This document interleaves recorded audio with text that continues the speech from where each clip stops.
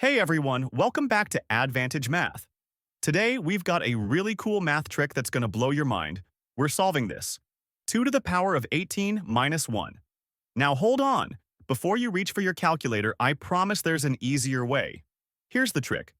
Whenever you see something like this, a big power minus 1, you should think difference of squares.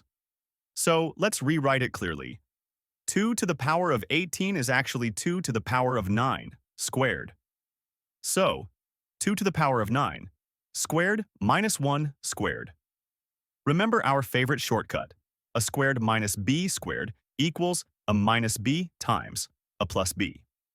Let's plug it in. 2 to the power of 9 minus 1 times 2 to the power of 9 plus 1.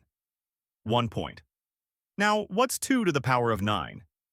It's 512.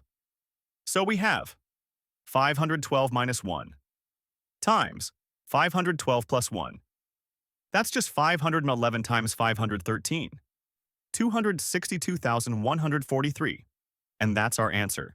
2 to the power of 18 minus 1 equals 262,143.